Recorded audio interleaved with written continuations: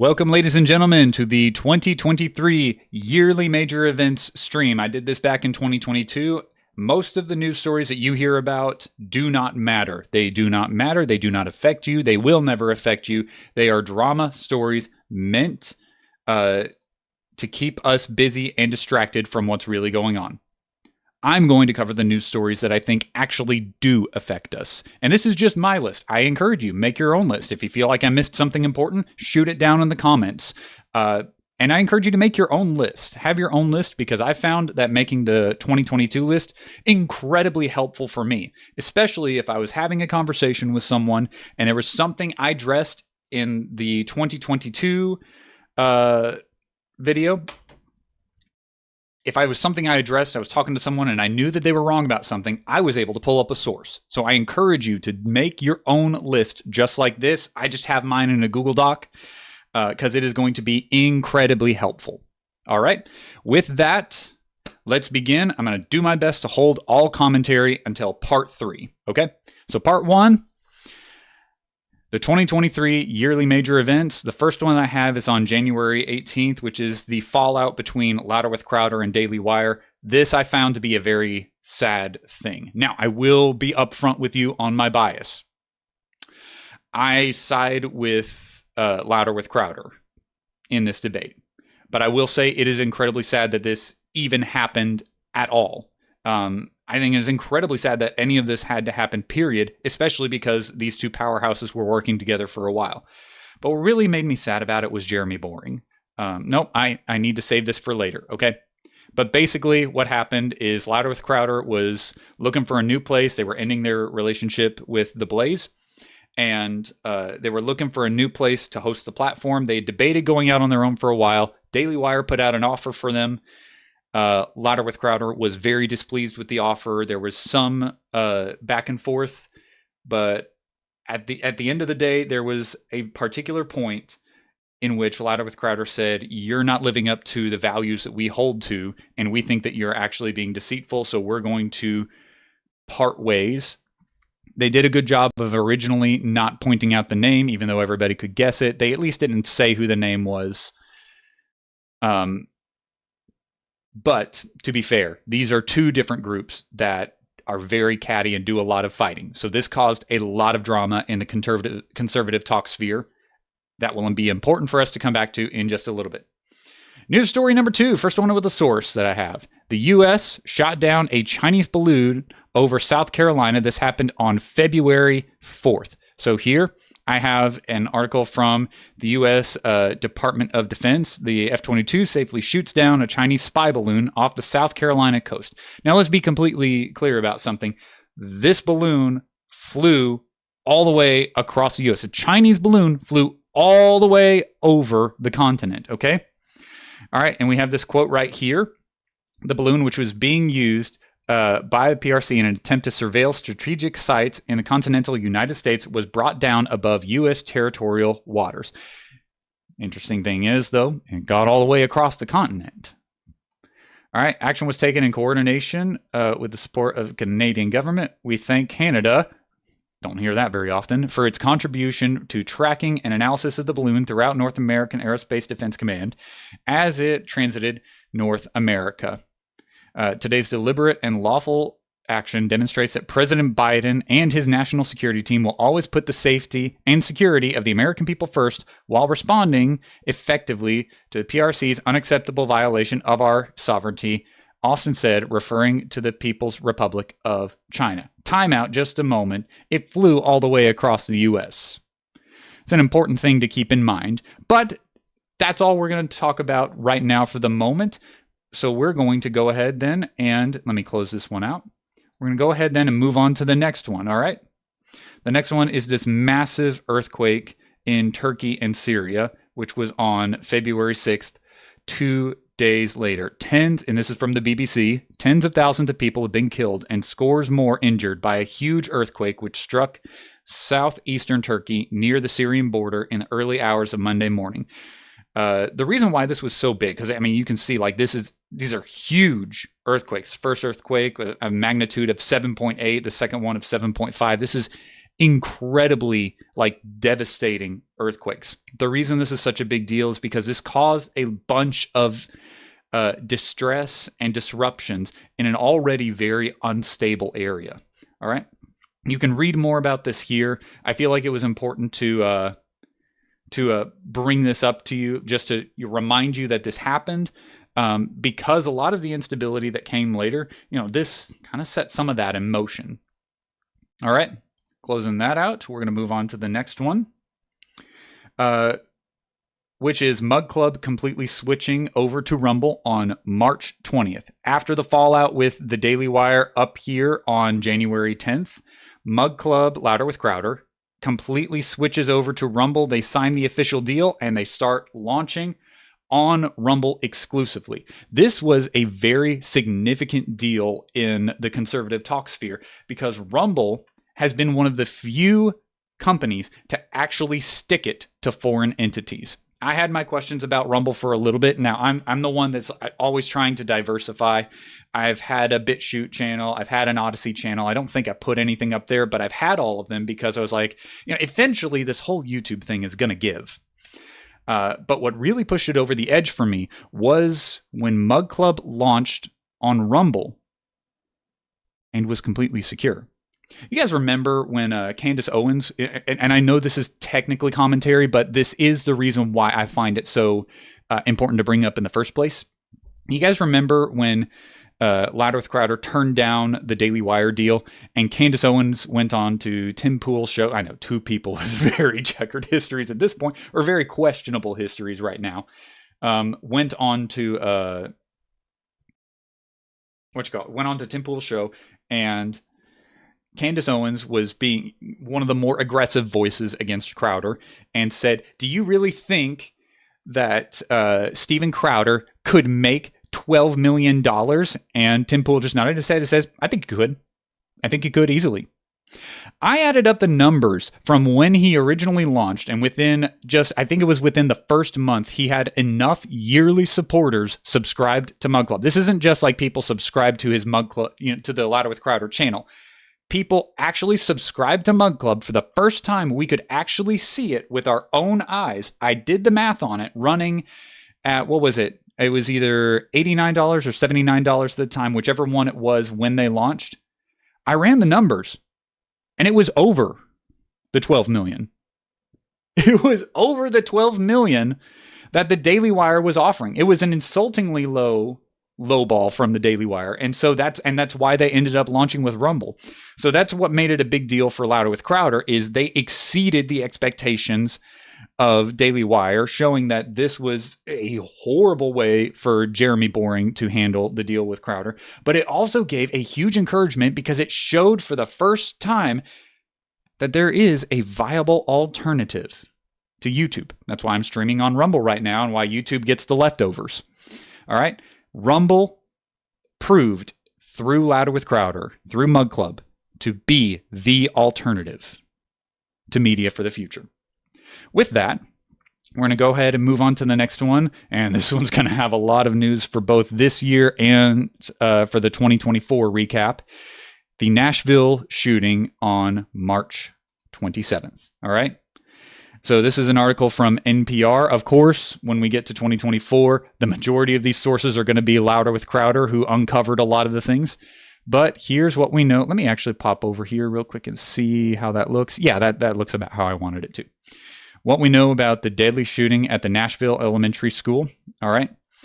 I'm just going to read a little bit of this. So Audrey Hale, whom the police identified as shooter, had brought 7 firearms, including 3 guns used in the attack, legally and had been treated an emotional disorder. Nashville Police Officer Chief Drake said on Tuesday. Remember, there's a lot of vagueness that's coming out about this article. This article was released shortly after. This was released on March 28th of 2023. So remember the news that they're running with right now compared with what we know today, okay?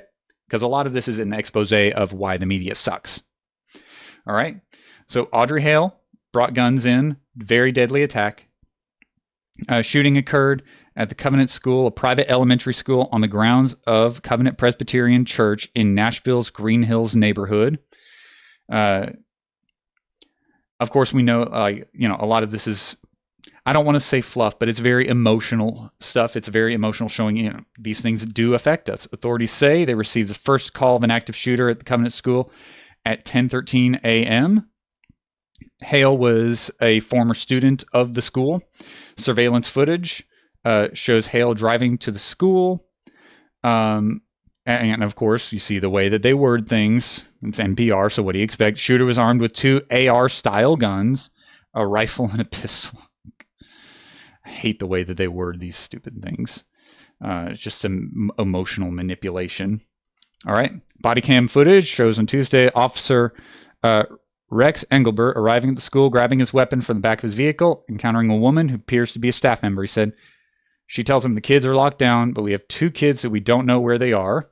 All right. These are all very sad stories of, children that passed away. You hear the gunshots in the background, and eventually they do gun down Audrey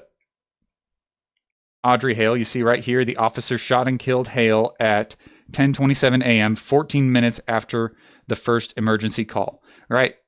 Decently-ish a fast response time, and thankfully, she's dead. She's dead. She's gone.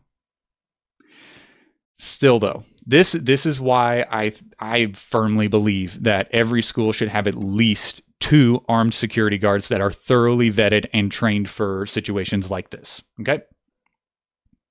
All right, so you have the list of the victims. You can read all of this, but of course, keep in mind this is NPR, so they're going to come from an anti-gun point of view. So just, be aware of that as you're reading, and remember that there's a lot of updated information now. All right?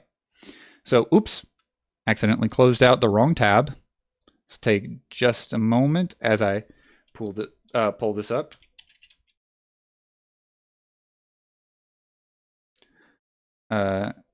Google Docs. Nope, that's not the one that I need. My apologies, y'all. I did not mean to do that.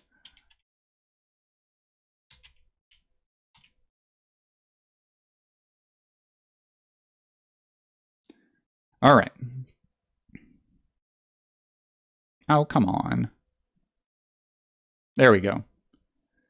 All right, 2023 yearly major events. There we go. All right, next one.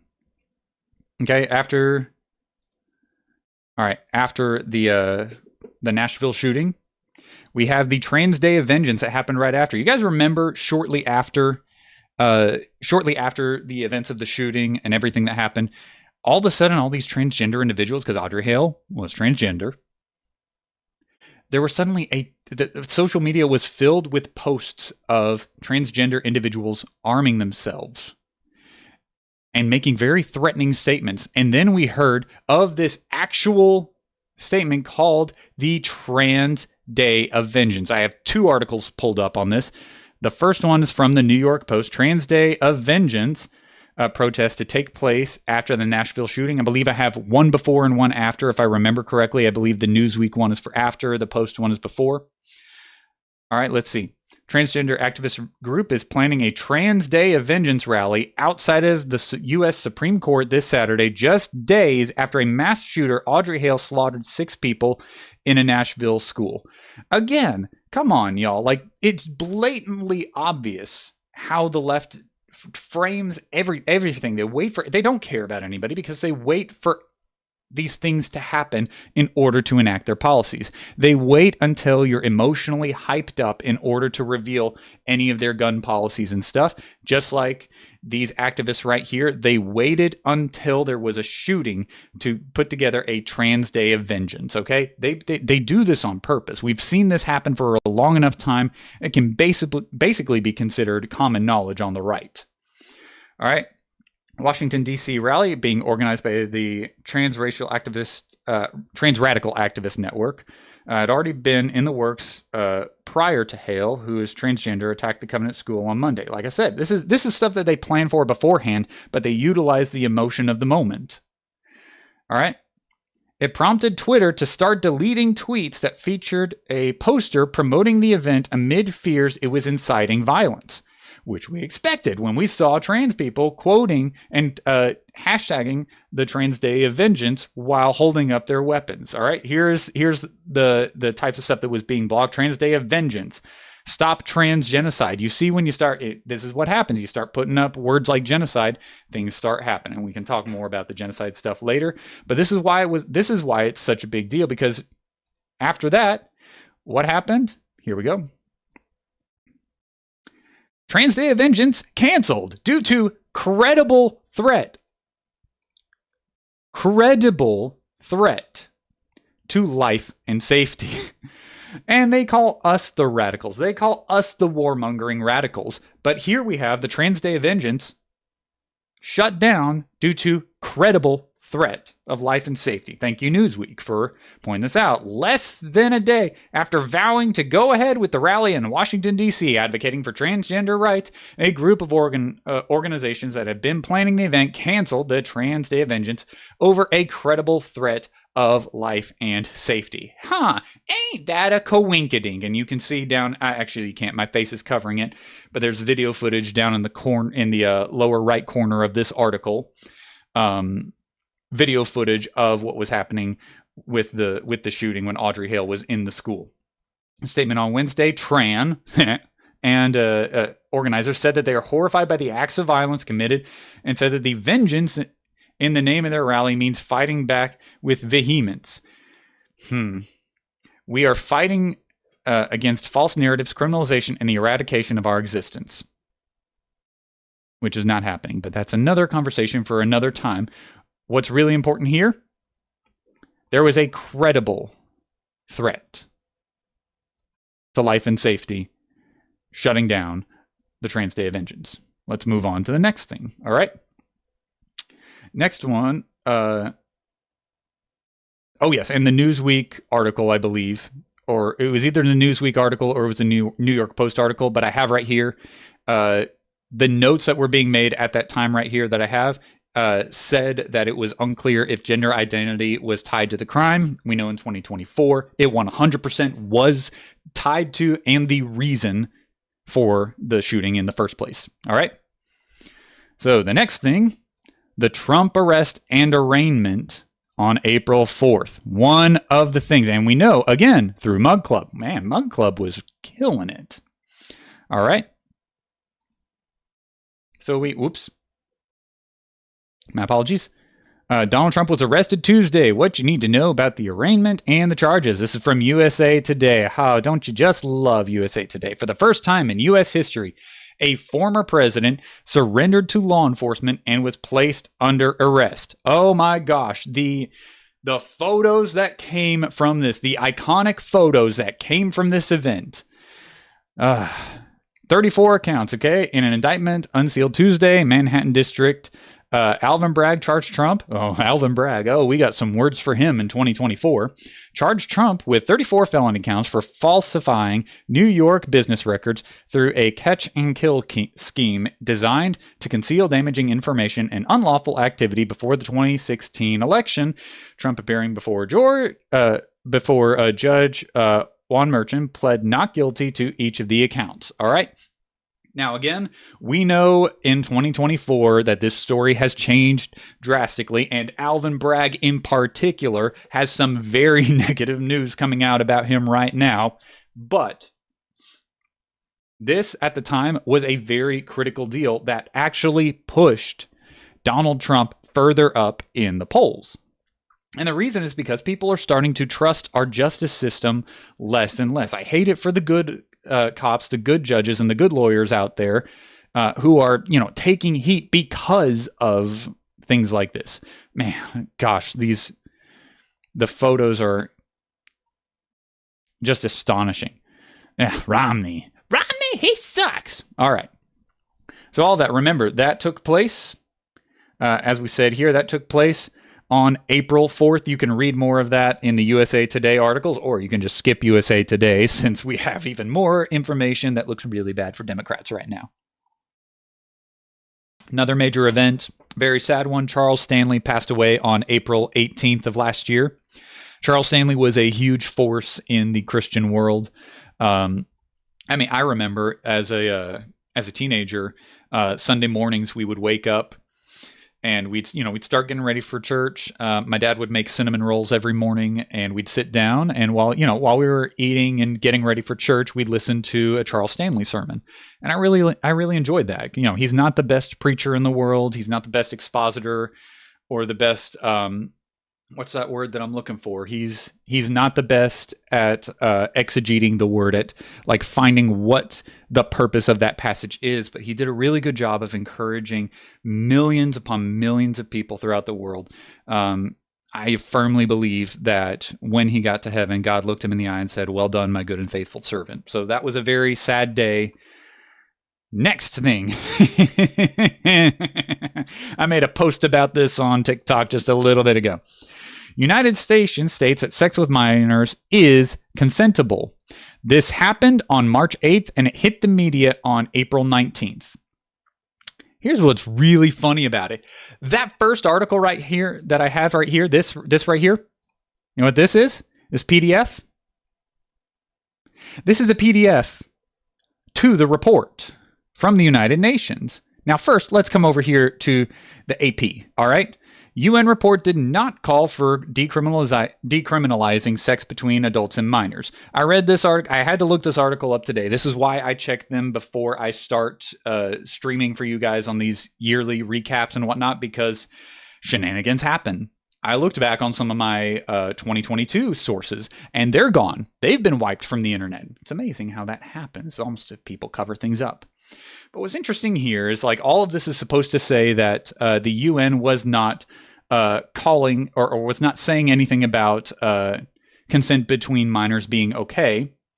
And I remember reading that report and thinking, well, this article doesn't make a lot of sense, because it sure seemed like the UN was saying that, sexual activity with minors was okay. So what's going on with this here? All right, and look at this right here, right? But the posts misrepresent the document. The report, titled the March 8 Principles for Human Rights-Based Approach to Criminal Law, prescribing conduct associated with sex, reproduction, drug use, HIV, homelessness, and poverty, is a set of legal principles intended to guide the application of international human rights law to criminal law. Here's what's very interesting. The AP article makes it sound like we're mainly talking about the United States and how there are some states in the United States where the age of marriage is a little iffy or non-existent. But what's really interesting about this, you see this part right here? Look at this. This blue part right here. The report titled the March 8, or the 8 March Principles, right there. That report, if you go to click on it,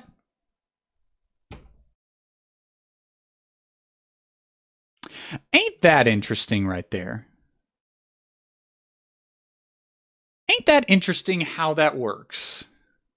Ain't it interesting how people on the left and how people in power continue to use power to cover up themselves? Now, I'm sure that there's a way to find it, okay? I'm positive that there is a way to find the document, that somebody did screenshots and whatnot, or somebody did videos looking at it in the past. But I remember reading it. I remember reading it and looking at the people who were saying that this isn't about it and thinking, yes, it is. This 100% gives a window to all of these countries that have horrible sex practices. It's so fascinating to me how much we're eventually going to get boxed into, if the internet did not exist, we'd be boxed into a corner of believing the lie because of how much these corrupt politicians are covering up the truth. That makes pretty much this whole article fairly useless, other than to know that it happened and that the source doesn't appear anymore. The fact that this incredibly important report that they're saying is being misrepresented doesn't exist anymore. It's wild to me, and it should be appalling to people who trust the UN. So, because of that, when we have nothing more that we can talk about with them erasing evidence, let's move on to the next one for a bit. All right? The Bud Light and Dylan Mulvaney story. You guys remember that. Bud Light gets a transgender activist, Dylan Mulvaney, to be their spokesperson, right? All right. All right, so I have this listed right here. Late April through May, massive sales drops for Bud Light. The boycott against Bud Light is hammering sales. Experts explain why. Your experts can talk about it all day long if you want. I'm using ABC, NBC, NPR, and all of these to show you that there comes a point when even the liars have to admit the truth. There comes a point when even the liars have to admit that the people are winning. And so here, ABC is having to point out, okay, Bud Light tried to pull a propaganda move, and it's not working anymore, okay? Sales of Bud Light have recorded declines for 6 consecutive weeks after a product endorsement from Dylan Mulvaney, transgender influencer, set off the ire among many conservatives. Now, that's a little bit of a misrepresentation because it's not just conservatives here. It's anyone who believes that people like Dylan Mulvaney should not have the right, not necessarily the right, but they should not be encouraged to have this much influence over children. They are promoting dangerous ideas for experimental procedures over children, and we should not be funding that, okay? These companies should not fund that and not expect to receive some of the backlash. And Bud Light became the shining example of how the people could win. Sales of Bud Light fell nearly 25% over the week, ending on May 13th,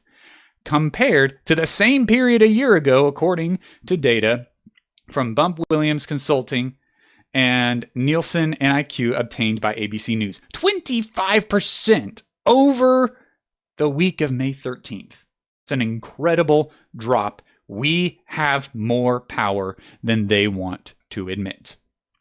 Next major event. The Epstein, it is discovered at this point. Now, remember, there's more to come about the Epstein list. But the Epstein list, on April 30th, the list includes the CIA director and other prominent Democrats. Woo, boy. Oh, it's going to get spicy. Now, I don't have access to the full journal right here anymore. But if you read through it, it's got, and just down here at the very bottom, you can kind of see William Burns, director of the Central Intelligence Agency since 2001, had 3 meetings scheduled with Epstein 2014 when he was Deputy Secretary of State. This is that's kind of significant, isn't it? What's really significant about it, and I'm sorry I don't have the full I'm sorry I don't have the full article anymore. That was just a temporary thing that I needed in the meantime. I should have kept it or kept a screenshot for this video. My apologies. I'm not a professional. All right. But that's a pretty big deal. If it's a CIA director, how corrupt is our government? How corrupt is our government if our CIA director, who should know what's going on with Epstein, who should know, especially with everything that we know now in 2024, should have known what Epstein was doing? That's a pretty significant find. Here's the next thing. Here, you want another big win? This one I will be talking about later, so I'm gonna have to return to this one. All right, Black Lives Matter race hoax proven wrong. All right, and here let's shuffle our way on over to the Daily Mail. Celebrated BLM activist ruthlessly destroyed white student's life by accusing her of saying racial justice protesters would make good speed bumps, only to later admit she may have misheard. Ziona Bryant, 22, claimed she heard a fellow UVA student, Morgan Bettinger, threaten protesters saying they'd make good speed bumps in July of 2020. Student disciplinary hearing found Bettinger guilty of making a legal threat against protesters. A second probe, however, found that Bryant more than likely didn't hear the words come from Bettinger's, and her evidence was shaky at best. This is a huge deal because this is what happens. This is why you cannot trust Black Lives Matter and why you can't trust a lot of the left-wing activists. Because if all you have to do is wait 2 weeks and you hear a massive change in story. And sometimes, sadly, it's years down the road. And what happens is, and I've said this before, they don't care about they don't care about the truth. They only care about the target. all that they care about is taking out the target. And anyone who's in the way is simply collateral damage. It doesn't matter. All that matters is the target. The truth doesn't matter. They'll change the truth tomorrow, and they'll convince everybody to jump on board with it. This is why it's dangerous, and this is why nobody, I repeat, nobody should support Black Lives Matter, even if you believe the things that Black Lives Matter is saying about the police and so on and so forth. All right? Next one. This will be a fun one because even CNN had to admit this one. The Durham report on the FBI 2016 probe is released. Ready? Takeaways from Special Counsel John Durham's report on the FBI's Russia-Trump probe. Now, John Durham, not too fond of him. Kind of a loser. But like I said, there eventually comes a point where even the liars have to admit the truth. Probably one of my favorite quotes of that I've ever heard in my life was from Jordan Peterson, who said, "You know, I've been in the realm of psychology for over 2 decades, and I have found that in my experience, nobody gets away with anything." It's a great quote, and it shows in history. You know, we may not see the justice that we need to see today, but eventually nobody gets away with anything. John Durham here and CNN are having to admit some massive truth claims that they have been denying or speaking against for a long time. The 300-plus page report sharply criticizes the FBI and Justice Department throughout, but does not recommend any new changes against any individuals or wholesale changes. All right, CNN, we hear you. Okay? What's the big deal about it, though? John Durham, in this report, casts doubt about the FBI's decision to launch a full-scale investigation into the connections between Donald Trump's campaign and Russia during the 2016 election. This is a big deal because, remember, they've been running Russia for so long. Durham comes out, and of course, this always happens when they can't be held accountable. But at least we had the 4 years in between where Trump can come back and put this report in people's faces and said, "See." All right. Durham report, however, relies on many public findings, including problems with the investigation that were detailed in a 2019 investigation by DOJ Inspector General Michael Horowitz to question the Bureau's decision to open a full investigation, one the watchdog found to be legal and unbiased. Okay. While Durham acknowledges the FBI did have reason to open a preliminary review of the investigation, he accuses the Bureau of failing to uphold its important mission of strict fidelity to the law in connection with certain events and activities described in this report. And here we go again. Claims the FBI had no real evidence of collusion before launching the probe. That's a big deal that they're admitting that. You know what? If I was Donald Trump right now, what I would do is I would create a couple of videos of like the screenshots and, someone like this, someone like me, just like sitting here reading these reports, and have it on a constant live loop on his YouTube and Rumble channels and everywhere. Have it everywhere so that they have to realize that the things they believed about Trump, the reasons that they voted for Biden, were based on lies. I want everyone to be able to see that, and it's so stupid how long people continue to believe stuff that has been verifiably proven false. All right. Next one. Where are we at? More shenanigans. All right. On May 9th, Trump found guilty of battery and defamation. Now, this is important to point out, and I will give NPR a tiniest bit of credit on this. They do admit that this is not a criminal trial. They do admit that this is a civil case. I mean, they have to do that or else they're going to get the crap fact checked out of them, and then they're, it's liable. But here, what's really interesting is they leave that out of the headline. they hear the headlines of people saying that he is a convicted felon, but they never correct it in the headlines. They only correct it in footnotes or way down in the article, okay? But let's get to the news. Federal jury has found former President Donald Trump liable for battery and defamation in a lawsuit brought by writer E. Jean Carroll, who says, okay, here's the important part, who says he raped her in a Manhattan department store in the mid-1990s. Okay? That's the charge brought up, right? That he raped her.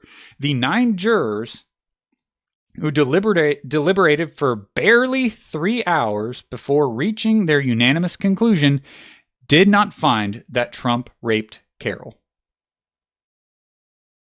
That should be the end of the story. Case dismissed and thrown out. That should be the end of the story right there. They found unanimous decision that Trump did not rape Carroll. That was the charge that was brought. That should have been the end of the story. But of course, there's another reason for this article being up than just saying that somebody else is lying about something that Trump did. Oh, dang, that was mean. All right. But they agreed that he sexually abused her and that he defamed her when he denied her story. Timeout. He denied her story that Trump raped Carroll, even though they did not find that Trump raped Carroll. And then you see the politics. You see how this was all a political ploy. But again, like we said, it's 2024. We know these things already. I just like to have a record of events that we can look back on and we can point people to. And remembering that, let me find where this is, because they did include a note that said, here we are. All right, as a civil trial, the burden of proof for the battery claim was lower than in a criminal proceeding. Rather than being certain beyond a reasonable doubt, as criminal trials require, Carroll needed to prove her case by a preponderance of the evidence. In other words, the jurors needed only to believe Carroll's version of events was more likely true than not. That means that all you have to do is go to a Democrat district for people who don't like Trump. And then you can get away with it. Because all then you have to say is, hey, we can find him guilty because we believe her story is likely. That's the big problem with this. And remember, in order to even get this case up, I don't have this as a link, and my apologies for that. But remember that in order for this case to even pop up, they had to change the states. What was it? They had to change the states. What's that word that I'm looking for, y'all? Help me out here. How long the period of time has to be before you can't sue someone on that. I forget what the name is of that. I'm going to remember it while I'm in the middle of another point, and it's going to drive me nuts that I didn't remember it now. But they had to change the laws as for when she could bring this case up, because by this point in time, she should not have been able to bring this forward. All right. I'll remember it, and then I'll come back to that point later, okay? All right, we're almost done with part 1. We got 2 more articles, okay? All right, next one. Elon Musk announces his new Twitter CEO. I don't have the date there, but it's here in the article for May 13th, okay?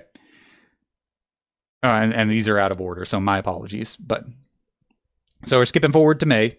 All right, Elon Musk names NBCU ad chief Linda Yaccarino as Twitter CEO. Why is this a big deal? It's a big deal because, Elon Musk came in with Twitter and opened up a lot of free speech on the platform that was not there before. It's a great thing. Love Elon Musk for that.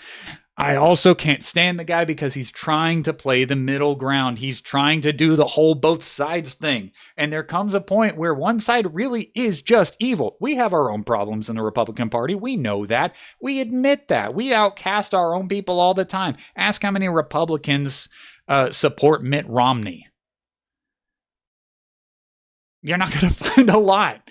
He's basically a Democrat. I used to have a countdown timer on that I would post on Twitter of the days until Mitt Romney announces he's actually been a Democrat this whole time. And it's like, we know, okay? We take care of our own people. The left never does. But anyways, that's not what this was about.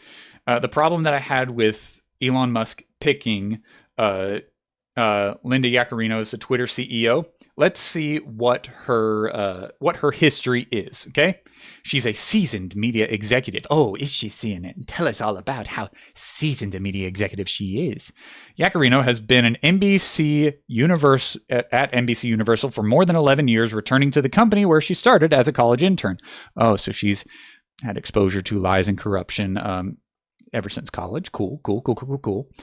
Before that, she was the executive vice president of advertising, sales, marketing, and acquisitions at Turner Broadcasting, which included CNN at the time. This woman has been a part of 2 major companies that practice censorship. This is what I don't get about Elon Musk, because he on one hand says and believes things that are solid, and then he does exactly what Trump does. He surrounds himself with people who don't believe that. Now, I think that Trump is doing better about that now in 2024, but my gosh, in 2016 through 2020, he surrounded himself with the wrong people.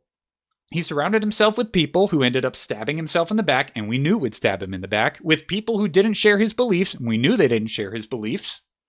And then Elon Musk comes around and does the same thing and employs this woman who's participated in censorship. I remember back in the early Louder with Crowder days when he was doing his anti-Oscars live stream parties. I remember the first time I was watching that live. I was watching it live. It was one of the early days. And then the very first time the stream got taken down, I visually remember I was in my apartment. It was shortly after my college graduation. The first time that Crowder got hit with these ridiculous censorship strikes, it was NBC Universal, the company that she worked for. During the time that she worked for them, took down Crowder's stream for a false copyright violation. And that's the woman that Elon Musk decided to grab as CEO. Made me so flippin' angry. But, well, and that's going to create more drama in a little bit that we're going to come back to. All right, and then next one, I'm going to need to pick this pacing up a little bit.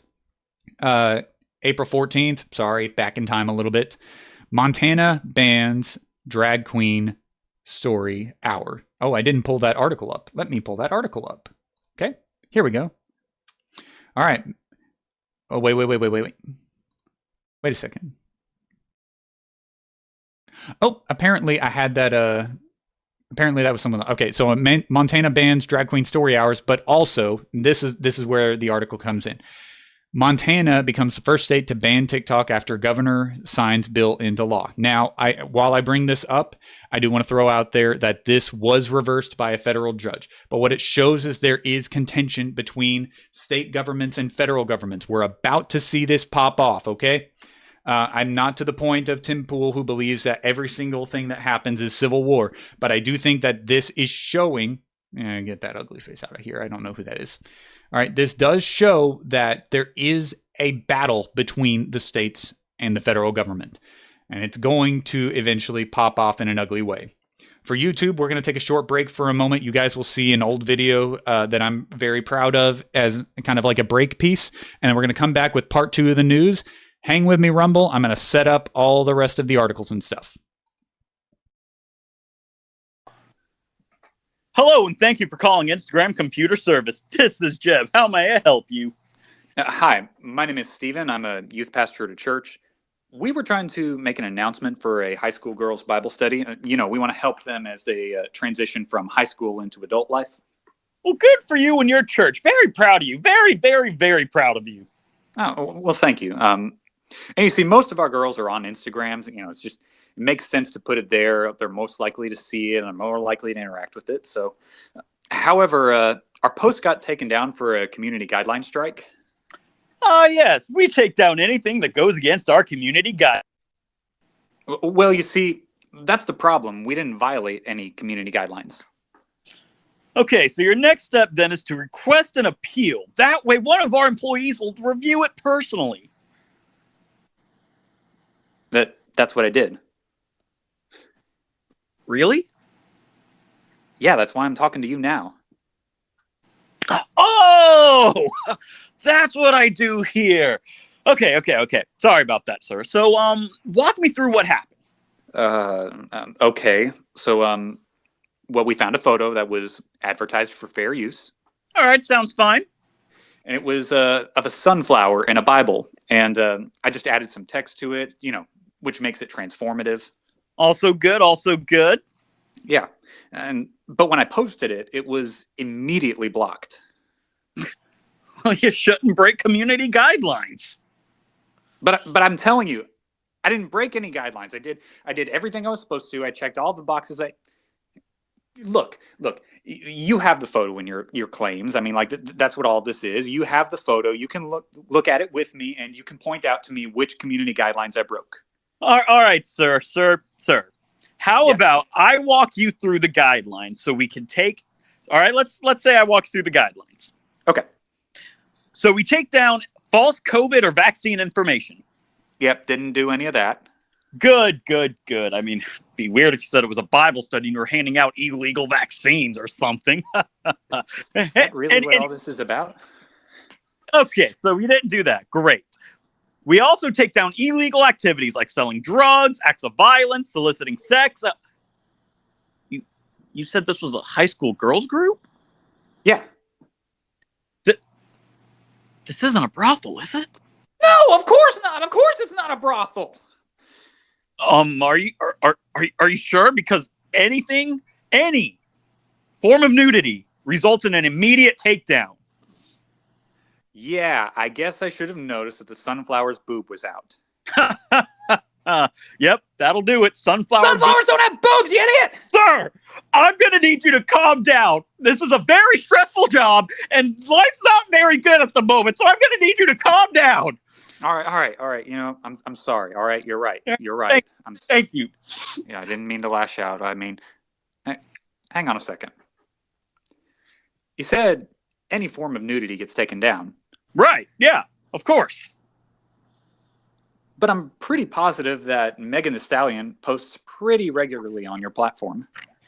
Yeah, but you see, we are contractually obligated to host, follow, and like all her posts. Wait. Dang, your life does suck. What? What's that? Sir, we're going to have to wrap this up as soon as possible. Megan just made a new post, so hurry up.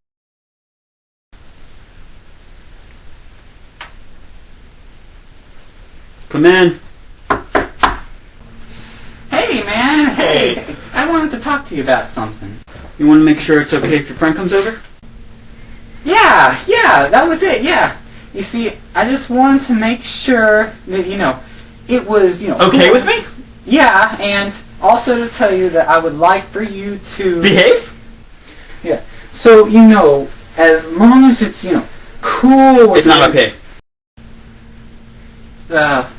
What? It's not okay, I'm sorry. I mean, it's just not gonna happen. I'm sorry. But dude, I just... But you're not gonna listen to me anyway, so you're gonna bring him over. You know what? I'm not gonna listen to a single thing you say. I'm gonna bring him over here anyways. I already knew that.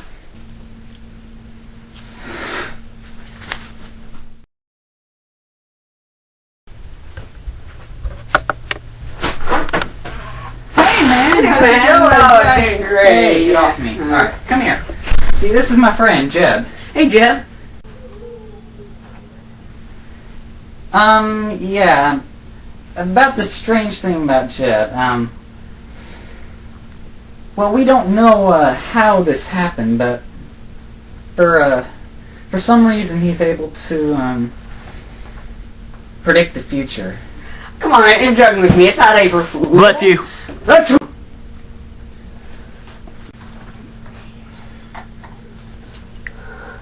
Come on, just come on.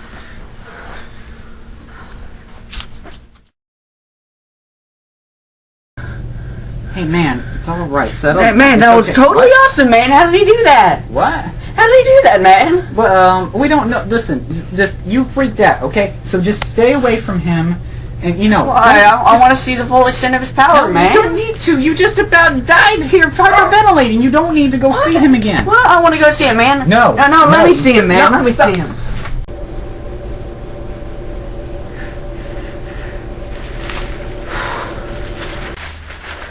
Ooh, that is one bloody scene. What? What is it? Alright, dude, to save your life, you cannot go back in that room, alright? Why? You gotta trust, dude. Why, Don't man? ask why. No. Dude, just trust me. Don't You're go in. freaking me out, Dude, I'm man. sorry. Don't hurt me. Don't go. Let's go in that room. 3, 2, 1. Told him not to go in.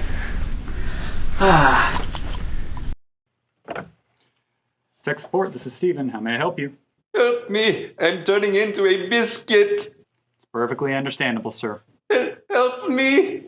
So, have you checked to make sure that your device is plugged in? It is too late. I am a biscuit. And when was the last time that you ran updates? Oh no. They come to eat me! Could be possible your computer's got a virus. When was the last time that you ran a virus scan? No! Oh!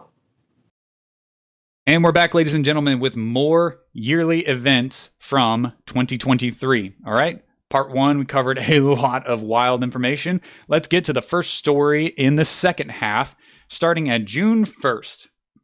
Twitter cancels deal with Daily Wire until Elon Musk personally overrides. Y'all remember, it was 2 stories ago.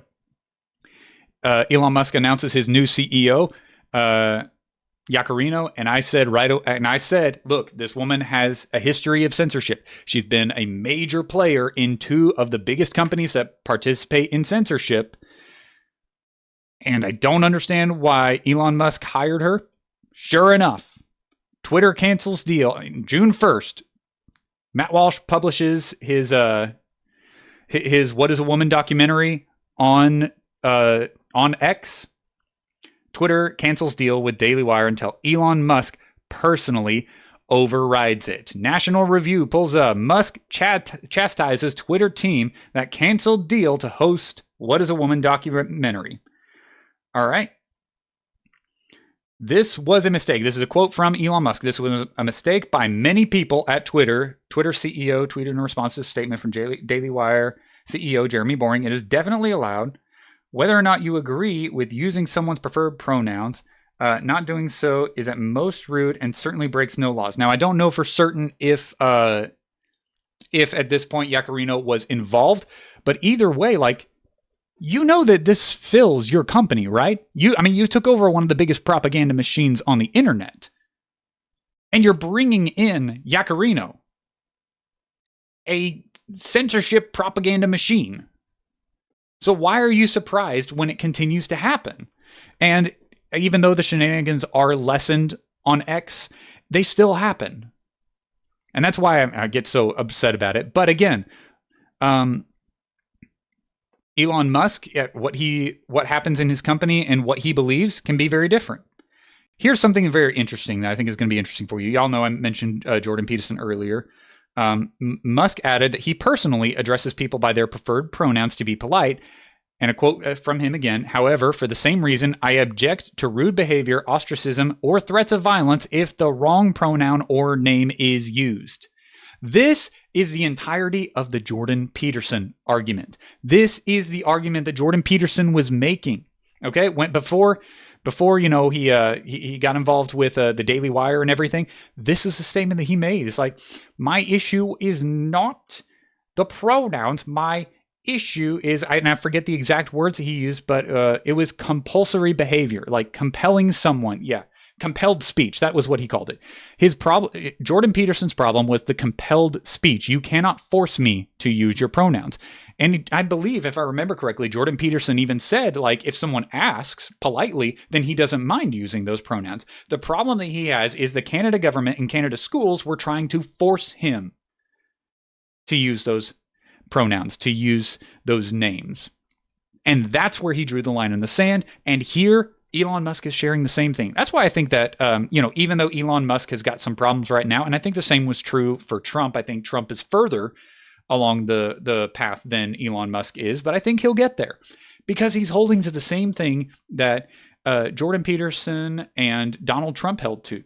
The problem is not the pronouns. The problem is the compulsion. The problem is you're trying to force people. You're trying to destroy their rights as individuals. All right. And while I've got a ton of tabs, this is going to take a minute to go through. There we go. Next story, June 2nd. One day later, YouTube reverses their... Why does that have a dash? YouTube reverses their 2020 election policy 3 years later about how you were not allowed to talk about the election shenanigans on YouTube. Election deniers, as they called us. If you did that, you got heavily censored or just outright removed.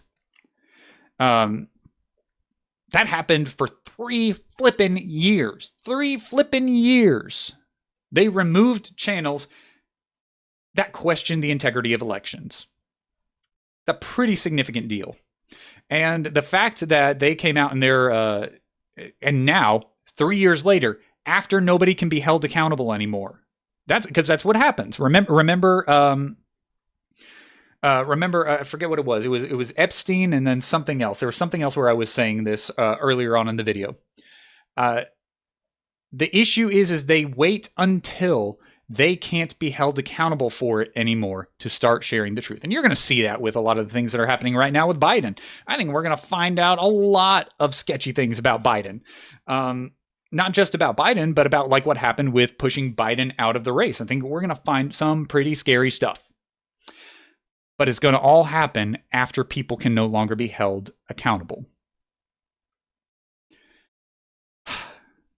But YouTube reversed it, so now we can talk about it. We can talk about the election shenanigans. Except that now it's 2024, election year, and they're starting to take people down again. You see this vicious cycle. I warned people on TikTok a while ago. It's election year. You're gonna get, every single one of us is gonna get hit with something. And if you guys want, you can scroll back through my live streams on this channel. I did a live stream where I got some pretty ridiculous community guideline violations. I think I was up to 10, and I'm not a radical or anything. I'm not a hateful person. You can look at those videos yourself and see every one of those videos where I got hit with an unfair community guideline violation by TikTok. It happens way more during election years, so glad they reversed it, but they're going to reinstate something. All right, here we go.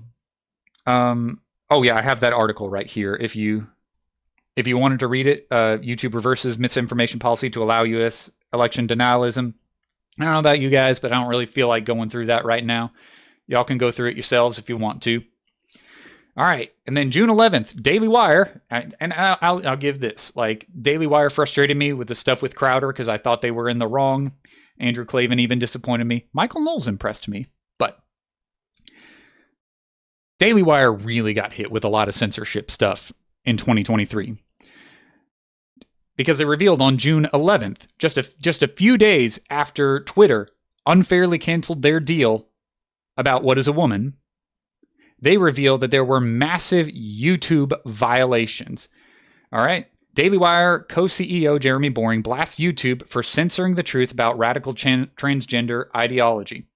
All right. And you can see he's got a big old long bunch of them here. Over the last few months, Daily Wire has received 200 violations from YouTube across our accounts for Matt Walsh, Ben Shapiro, Candace Owens, Michael Knowles, Jordan Peterson, Andrew Klavan, and Brett Cooper. Almost all are over coverage of the trans debate. All right. You can read up on it if you want, but like, really, are we surprised at this point? I mean, are we really surprised when YouTube does anything anymore other than tell the truth? Are we really surprised when they do anything other than allow freedom of speech? So if you guys want to keep reading this is on the Daily Wire page. Finger on the Scales is the title of the article if you'd like to read more about it. Honestly, though, even if it was from Louder with Crowder at this point, because you all know I love Louder with Crowder, we know what YouTube does. I just don't feel the need to keep coming back to it when we know how they function. All right. Destruction of the dam in Russia, June 6th. Evidence grows of explosion at collapsed Ukrainian dam. All right. From Kiev, June 9th. Reuters, evidence is growing on Friday that there was an explosion at the Kakova Dam in southern Ukraine at the time of it collapsed, according to Ukrainian U.S. intelligence reports, seismic data from Norway. I do not remember too terribly much about this story, other than it helped to fuel a lot of the violence that's going on right now. I know Louder with Crowder covered it. I believe Daily Wire did an okay job covering it. I'm also a big fan of Glenn Beck, who did a good deep dive on it. It's just been too long since I've reviewed it to give you the big politics of it.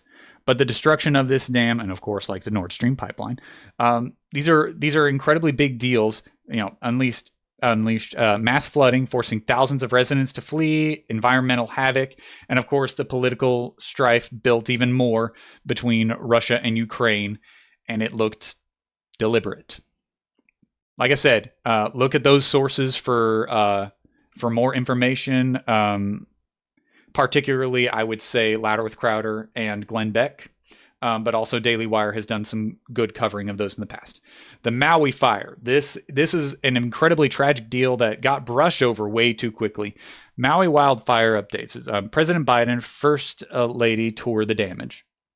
Deadly wildfires that erupted on the Hawaiian island of Maui on August 8th have become the deadliest natural disaster in state history, officials said. The blaze spread rapidly due to very dry conditions stemming from a drought combined with powerful winds and poor environmental controls, which might have sprouted from, if I remember correctly, a bunch of crazy Democrat politics, as happens a lot in California, or that was California. I don't remember what it was in Maui. All right. But this fire was incredibly destructive. It eradicated a lot of important places within Maui. And the thing is as soon as it wasn't useful to talk about anymore, it gets swept under the rug, just like everything,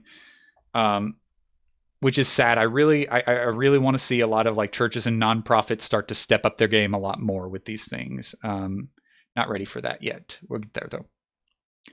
All right, so Proud Boys leader arrested and sentenced to 22 years. Louder with Crowder has a much better expose on that. That happened in September. Man wasn't even at the event. There was no mass organization that took place, but he was arrested and sentenced to 22 years in prison. The January 6th stuff is a travesty. I appreciate Donald Trump in the debate pointing that out. Also in September, the massive Pornhub leak compliments again of Louder with Crowder. Man, these ignorant, stuck-up a-holes and getting caught on these undercover dates. It happens over almost all of the Mug Club undercover big reveals are from dates with these a-holes that think that they can escape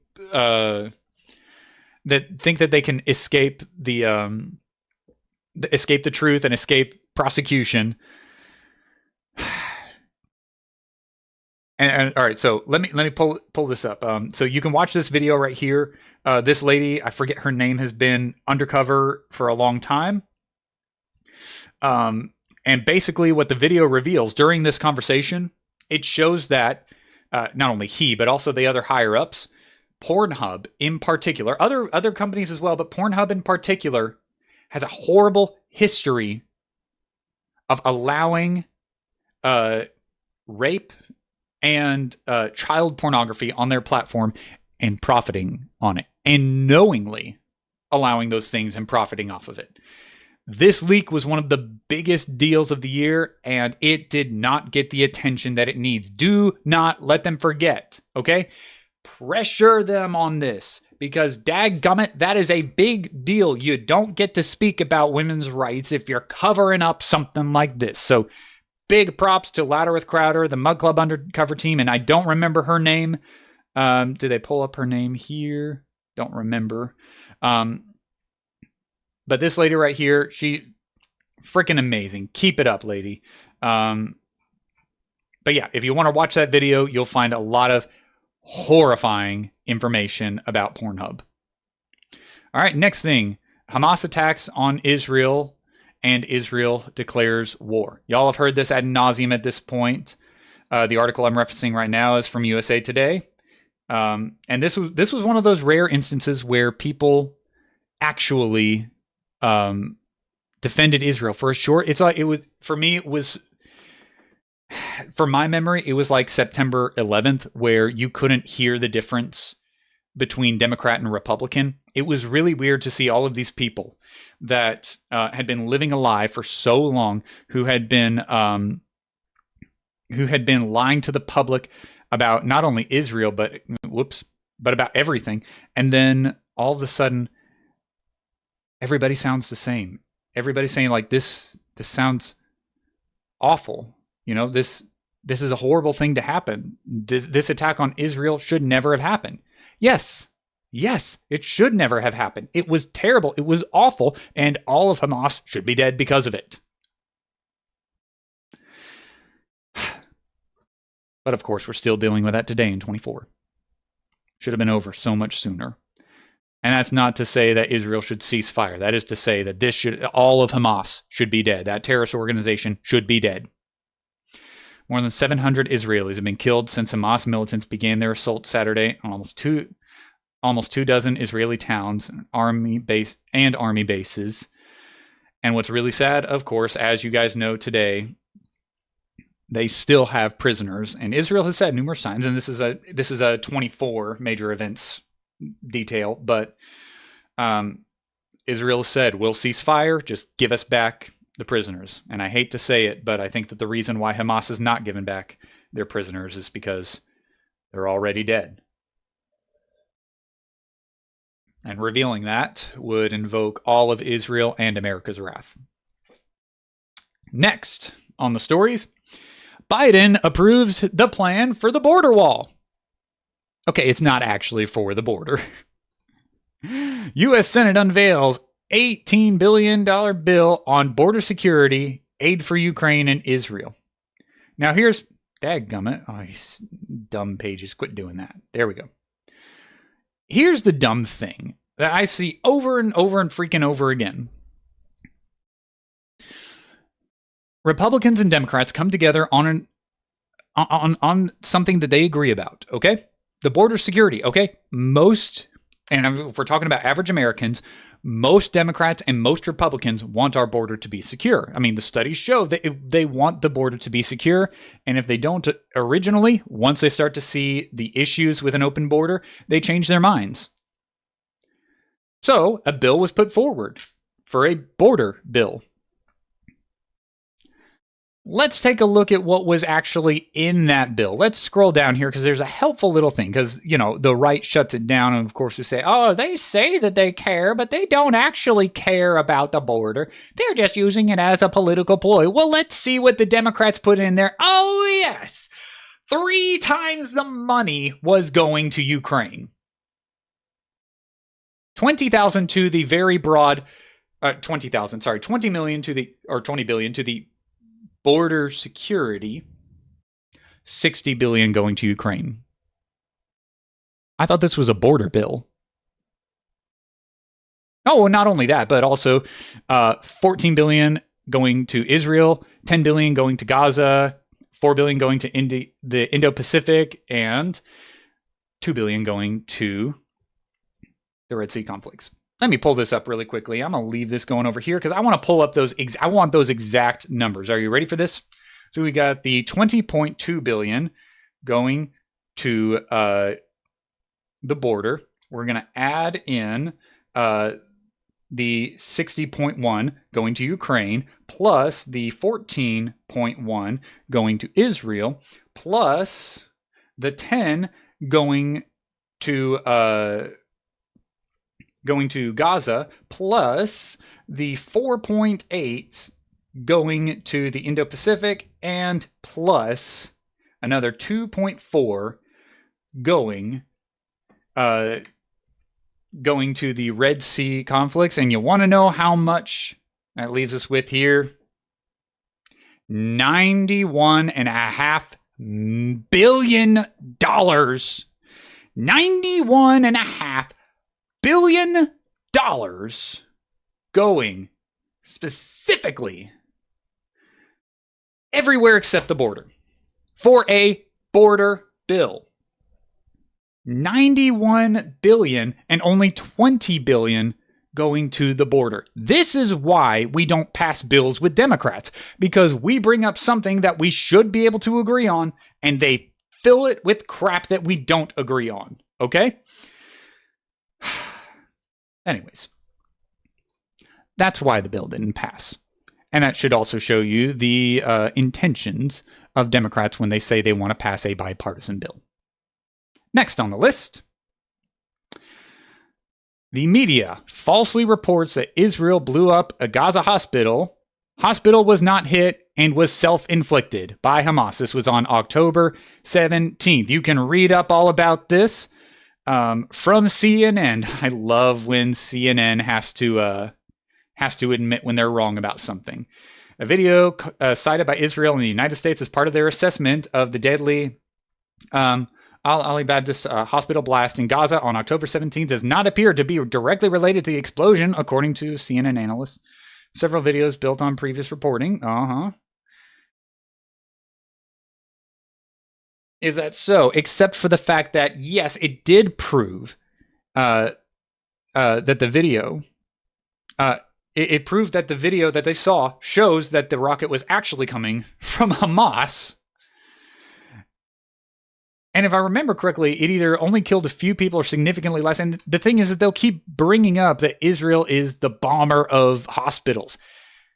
But, let's see, CNN revisited the footage broadcast live by Al Jazeera on the night of the explosion to better understand what had been considered a key piece of evidence, while the new analysis adds to the evolving picture of what happened, does not alter CNN's earlier findings. Of course, nothing does.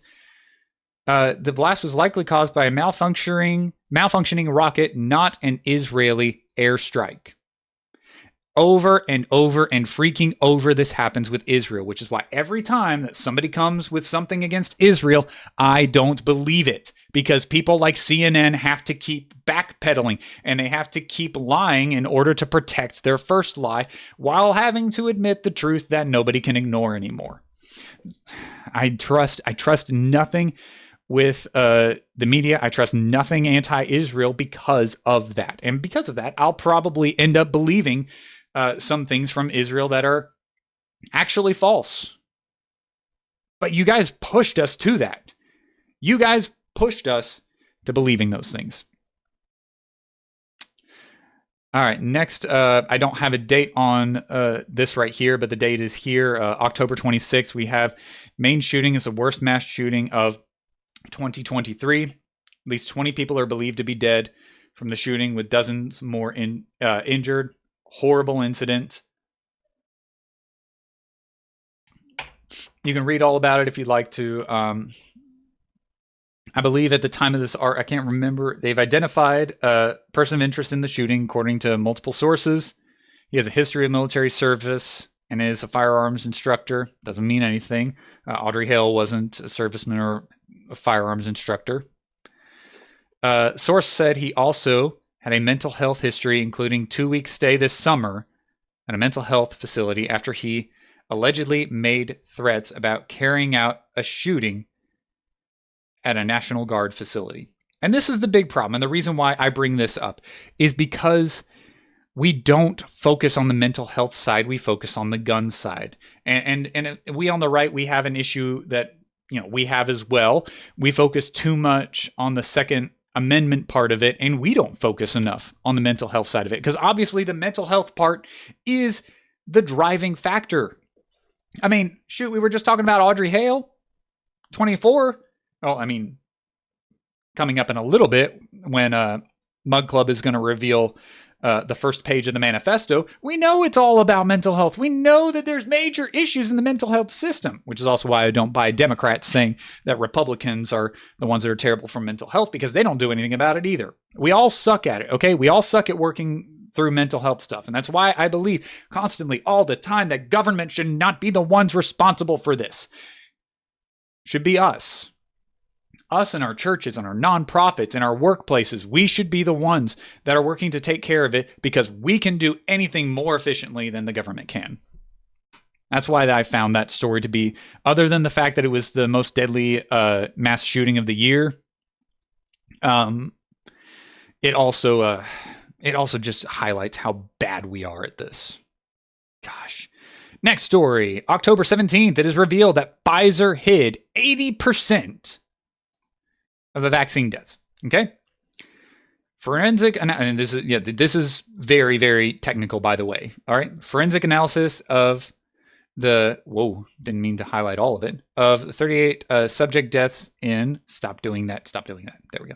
In the 6-month interim report, the Pfizer Biotech BNT, so you can read all of that yourself.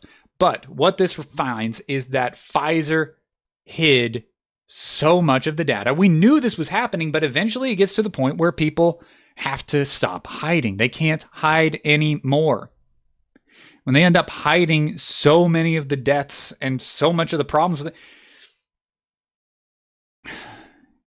it, you can't go any further with that. Let me see if it's been a bit since I've read this. So I want to make sure that I find the and this is here for you to read. You can click on the article, unlike with here we go. Here's the conclusions. The placebo-controlled randomized clinical trial of the 22,030 vaccinated and the 22,030 placebo subjects was the world's only opportunity for an unbiased evaluation. Unblinding of the placebo subjects started in week 20, terminated the placebo-controlled clinical trial, thereby ending all unbiased evaluation of possible adverse event signals.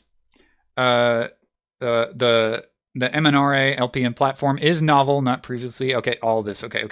Here we go. Of the 38 deaths reported in the 6-month interim report of the adverse events, 21 vaccinated subjects died compared to 17 placebo subjects.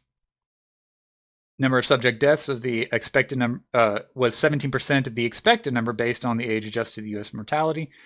One possible explanation could lie in the 395 subjects that were lost to the follow-up. And and if you read the whole thing, especially if you get somebody with you who can read this stuff better than I can and can weave their way through it, what you're going to find is how much of the cover-up actually happened, and it's terrifying how much of our freedoms we allow to get covered up and to get taken away because we're too lazy to fight back and do something about it. Next, and again, my apologies for not having the date here, but it's in the article. 82,000 pages of emails from Joe Biden are uncovered. Oh, the corruption. I agree with Andrew Klavan on this. Like, there comes a point where corruption is just hilarious because of just how bad it is. Joe Biden pseudonym emails. Newsweek, thank you for tuning in on this. Biden's use of email accounts under pseudonyms during his time as vice president became the focus of renewed attention in August. Republicans in the House Committee on Oversight and Accountability are seeking unredacted emails from that time that relate to Ukraine and natural gas company Burisma. Well, ain't that a peach, Biden? Look at that. I love the picture that they use there. Peterson's right. Nobody gets away with anything. And finally, people were starting to go away. People were starting to wake up to the reality that Biden is corrupt. You can't get away from it. Thank God he's not running again, but it's not like he could do much at his age right now anyways. But at least we know. Finally, November 6th, the Crowder team releases part of the Nashville Manifesto. Zip on over here. They were absolutely killing it in 2023, and they're killing it in 24 as well, but we'll get to that in the next year. Louder with Crowder exclusive, Nashville trans school shooter manifesto leaked. It was just, I believe, it was 3 pages. 3 pages were leaked, and it was very obvious who she was targeting and why she was targeting. It was 100%, and this is a whole video right here, and you can look also at all of their sources that they have down here. And that's why I love Louder with Crowder as well. They're like, boom, there's their sources. They provide, and that's why I don't love Daily Wire as much, because Daily Wire does not provide sources like this. Nobody else provides sources like this. But the pages are revealed. It is proven. It is both related to her trans identity. It is related to the very radical ideologies. It is related to hating Christians. And then we saw the same with Chippewa Falls. That's again going to be a 2024 yearly recap, but we're seeing a pattern now. It's time for us to start doing something about it. All right. You can watch that video and you can read the pages yourself, or listen to Crowder read the pages. He reads them without censoring them, which is, I applaud him for doing. All right. Next one, November 7th, a day later, potential Nashville copycat stopped during live stream. This is from November 7th. Back to the Daily Mail. Trans woman is charged with threatening to copy the Nashville school shooting and rape Christian girls in bathrooms after cops intercepted sick live stream of them saying, "I'm going to effing F them until they're dead." And by the way, oh, looky here. Jason Lee Willie, who identifies as Alexia Willie, allegedly modeled threats against transgender Nashville Christian Covenant School shooter. And they tried to, and Crowder called it. Crowder called it again. He said, now that we've released this, they're going to try to say that we are responsible for any copycats. But it's very obvious when you actually looked at the footage that it had nothing to do with him. And even then, this is someone who's incredibly deranged. We're treating, again, I'm doing my commentary now, so I'll just do my commentary now. We're treating the mental illnesses that these people who identify as trans is by giving them surgeries and these hormones, when there's something much deeper going on. If it was just the transgender ideologies, then these wouldn't be happening because they would have been treated. All right? You know, I got diagnosed with ADHD over the summer, the inattentive type. And I have 10 milligram extended release Adderall that I start taking right now. Probably needs to be a little bit higher, but let me tell you something. During the Adderall shortage that happened shortly after, I went without medication for 3 weeks. Whew, those withdrawals hurt. But I noticed once the withdrawals started to die down and I felt like what my mind was like before I started taking Adderall again, I realized how much it affected my life. I realized that now that I was getting the treatment that was actually helping me to stay focused and to do the things that I needed to do, wow, my life is so different now. And we're treating them with surgeries that don't change what's happening in their heads. Sick. I agree. They do. These doctors do need to be prosecuted. All right. Next. Argentina, November 19th. Alexa Libertarian. Here's why I think this is important, okay? So cool. Yeah, it was kind of exciting to see it happen. Yes, I know. So this is from Reuters. Claims to be unbiased, is not, but at least they're better than most. Argentina elected right-wing libertarian, and I'm going to butcher the name, Javier Milei, as its new president on Sunday, rolling the dice on an outsider with radical views to fix an economy battered, let's see if this sounds familiar, battered by triple-digit inflation, a looming recession, and rising poverty. I wonder where that sounds like. I wonder if that sounds familiar to anything else. Here's why this is so exciting. Not only did they do it, and this is where I kind of get some hate for a controversial idea. America, after the Revolutionary War, has always been a follower. They have always been followers of culture, not creators of culture. The only time that has been different in America's short time on this earth was 1776 and the launch of the Revolutionary War. After that, after they established the country and they set up the Constitution and things really started to roll, they became followers. And that's what created a lot of the issues that we have, because we follow in the footsteps of Canada. We follow in the footsteps of Europe. We follow in the footsteps of Australia. But now with Argentina, we're seeing something different.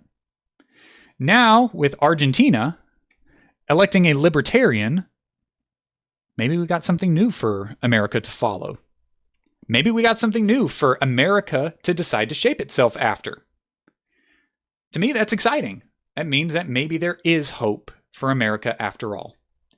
Maybe we just need to follow a new idea, and maybe a new country for a little bit, or maybe they'll get it halfway right, but then somebody else will pick it up. And eventually we'll come back to it. And the exciting thing for me is this is starting to happen while there's still time to save America. So, all that to say, I'm excited for Argentina and to see what happens with Argentina. I really pray that it is for the best, but we'll see what happens. Next one. After Canada expands assisted suicide to include mental health in 2022, Canada's medical assisted suicide deaths rose to 4% of their total deaths. This is rewinding back to October. I did get a little disorganized at the end of putting this together, but the official report was released. Fourth annual report on medical assistance in dying in Canada. You can read the whole thing for yourself if you'd like to. But the main point here, in 2022, there were 13,241 medically assisted deaths provisions reported in Canada, accounting for 4.1% of all deaths in Canada. That's one of those things that you would quote as being a rising or leading cause of death in a country. Rather than treat, they just said, yeah, you can die. That's fine. We'll medically assist you in your death. It's sick. Which is a discouragement because America is a follower. So hopefully they follow Argentina and not Canada. Last couple of things. Elon Musk returns Alex Jones to X, finally! On December 10th, Republicans and Democrats vote to expand citizen surveillance, compelling small businesses to act as proxy spies. Here we go. Of course, I am using biased sources that are biased to a left-wing point of view, but I do that so that people from a left-wing perspective might be more willing to listen. Congress passed its annual defense spending bill on Tuesday, approving a record $886 billion for the Pentagon and extending intelligence agencies' warrantless foreign surveillance authority into April of this year. But as you continue to read on, throughout the rest of it, it allows for warrantless monitoring of non-U.S. citizens. But what it does, if you read the article and you read the bill, it pushes small businesses to help the reporting. And that's what's so terrifying about it.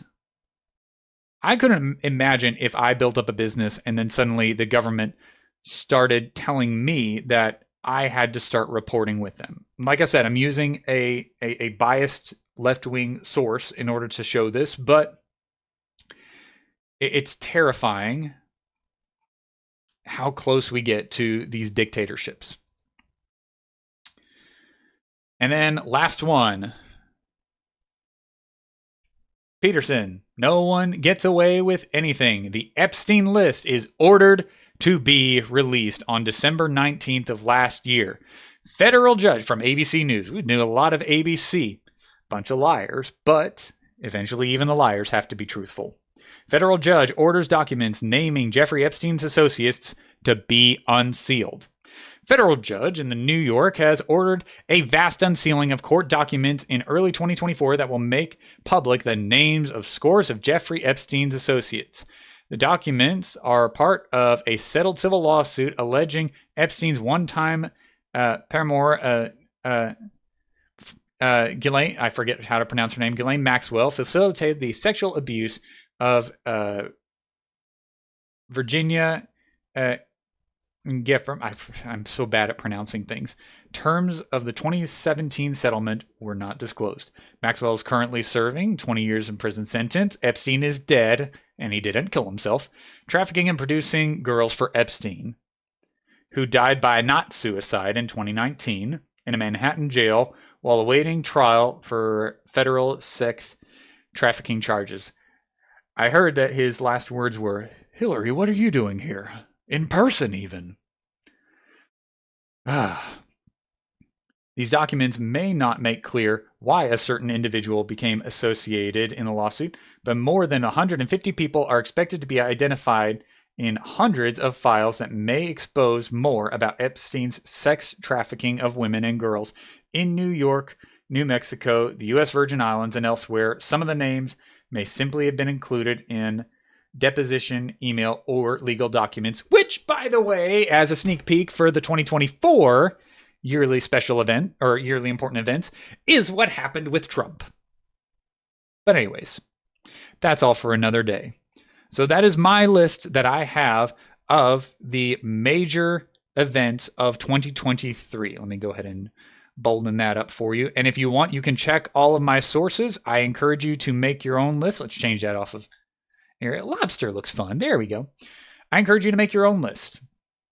Make your own list every year so that you can keep track of what happens and you have the proof ready. Because now if anybody talks to me about any one of these things, I can open up my Google Docs and I've got sources and I'm ready to go. The biggest difference I think there is between Democrats and Republicans, funny enough, comes down to the animal that's chosen to represent them. Democrats are stubborn. They dig in their heels and they stick there. Elephants remember. Republicans remember. We remember what it was like 5 years ago before COVID when we were seeing the full effect of Trump's policies. We remember being able to afford groceries. We remember how cheap houses were in comparison to now. Even though I think Trump contributed a little bit to that, not nearly what is happening under the Biden administration. We remember there not being a war in Israel and Gaza. We remember there not being a war between Russia and Ukraine. We remember things. And this is part of my way of being able to remember. I'm going to sit and chat with Rumble for a few minutes. So YouTube, thank you for tuning in. Be sure to share this with some friends and use it. Hey, use this as a source if you're talking with one of your friends and you need something in order to help support your position. But of course, please do the work yourself. Until next time, I'll see y'all later. Peace out.